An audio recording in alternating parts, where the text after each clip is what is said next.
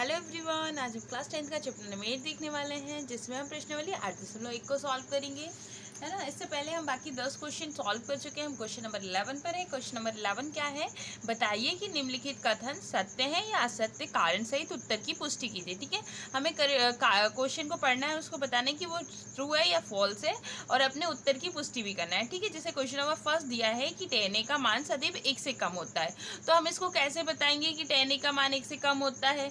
तो आप बोलोगे क्योंकि 10a का मान अगर हम देखें तो हमने तालिका पढ़ी है ट्रिग्नोमेट्री की, तो ट्रिग्नोमेट्री की तालिका अगर हम ध्यान से देखें तो ट्रिग्नोमेट्री की तालिका में अगर हम देखेंगे तो 10 अगर 0 है, देखो ये 10 का मान है ना, आपको दिख रहा होगा। अगर 10a बराबर अगर 0 डिग्री है तो 0 होता है, 30 डिग्री 1/3 होता है, यहाँ तक तो वो 1 से कम था, लेकिन जब 1045 पर आते हैं तो ये तो पूरा 1 हो गया। और 1060 डिग्री कितना होता है, कर्णी 3 होता है, और 1090 डिग्री कितना होता है, अपरिभाषित होता है, तो ये तो 1 से क्या हो गया, ज़्यादा हो गया। जब से हमसे कथन में क्या बोला है कि ये क्या होता है, हमेशा 1 से कम होता है, तो ये क्या हो जाएगा, हमारा कथन गलत हो जाएगा। तो हम लिखेंगे असत्य, क्योंकि 10a का मान सदैव 1 से कम नहीं होता, क्योंकि 1045 डिग्री का हमने देखा कितना मान होता है, 1045 डिग्री का मान कितना होता है, 1 होता है।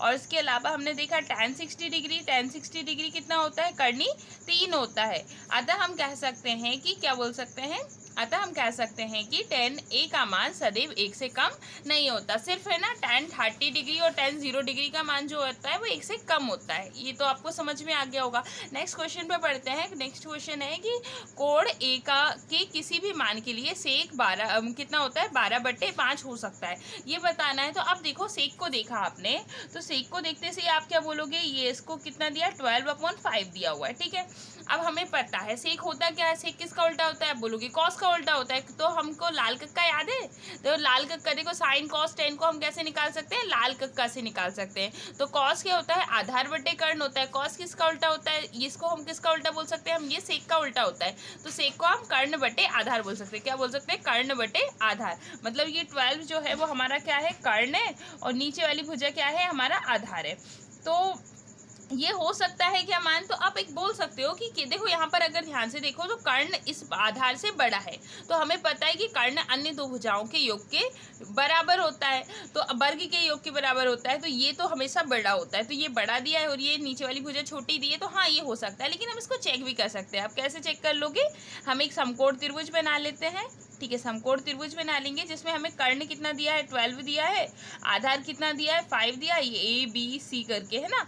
तो हमें पता है कि सेक होता क्या है, सेक क्या होता है, सेक होता है कर्ण बटे आधार, है ना। तो यहाँ पर हमारा जो कर्ण है वो कितना है, 12 है, और इसको तुम पूरा सॉल्व कर सकते हो पाइथागोरस प्रमेय से, लेकिन हम इसको शॉर्ट में, क्योंकि एक 1 वर्ड आंसर है, तो हम डायरेक्ट लिख सकते हैं कि ये कथन क्या हो जाएगा, सत्य हो जाएगा, सत्य होगा, क्योंकि कर्ण है ना, मतलब कर्ण जो है वो अन्य भुजा, मतलब अन्य भुजा से क्या होता है, बड़ा होता है,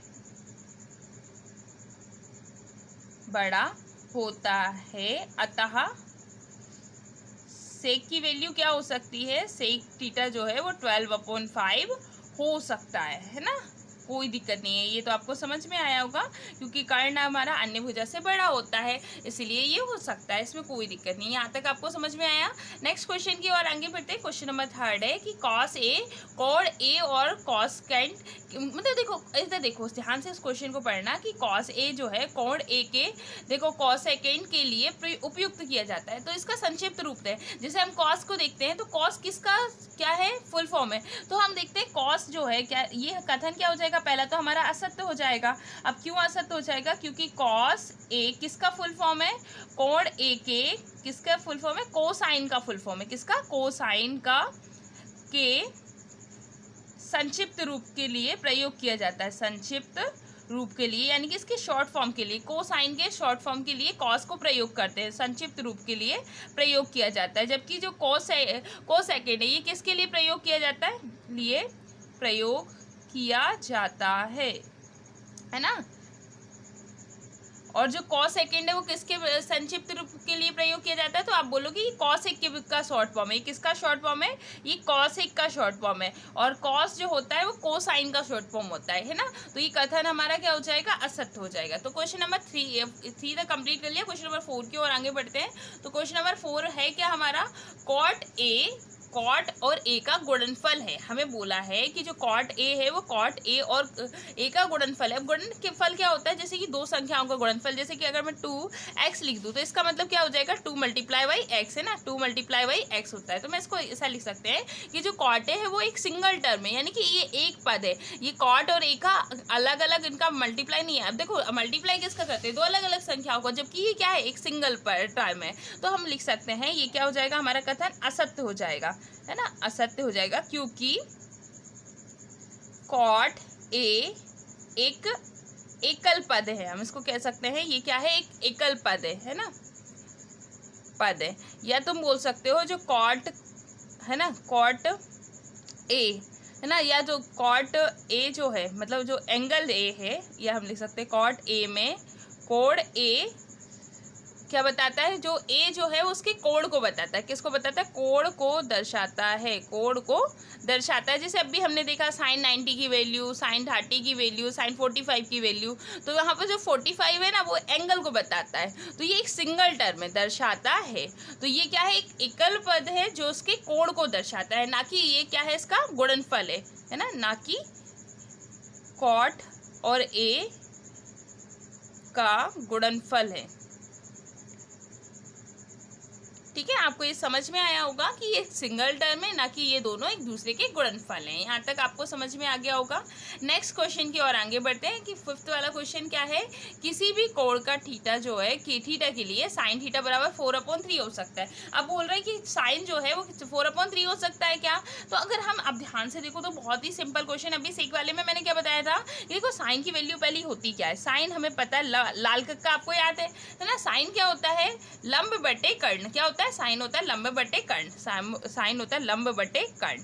ठीक है, अब यहाँ पर हमें देकर क्या रखा है, साइन थीटा की वैल्यू दी है 4/3 देकर रखी है। ठीक है, अब देखो लंब कितना है, 4 है, कर्ण कितना है, 3 है। तो अब बताओ, हमने अभी क्या देखा कि कर्ण अन्य दो भुजाओं के वर्गों के योग के बराबर होता है। तो कर्ण तो हमेशा क्या होता है, बड़ा होता है, लंब और अन्य दो भुजाएं छोटी होती हैं, है ना। तो किसी भी कोण के लिए ये साइन थीटा का मान हो सकता है क्या, आप बोलोगे असत्य। क्या हो जाएगा, असत्य, क्योंकि कर्ण हमेशा अन्य भुजाओं से, अन्य दो भुजाओं से क्या होता है, बड़ा होता है। अन्य दो भुजाओं से क्या होता है, बड़ा होता है, सॉरी क्या होता है, बड़ा होता है। यहाँ तक आपको समझ में आया होगा कि ये वाला क्वेश्चन हो सकता है क्या, उन्होंने बोला साइन थीटा का मान 4/3 हो सकता है क्या, नहीं हो सकता, क्योंकि कर्ण जो है वो अन्य दो भुजाओं से क्या होता है, हमेशा बड़ा होता है। इसलिए ये वाला कथन क्या हो जाएगा, असत्य हो जाएगा। आई होप आपको सारे क्वेश्चन समझ में आए होंगे। ठीक है।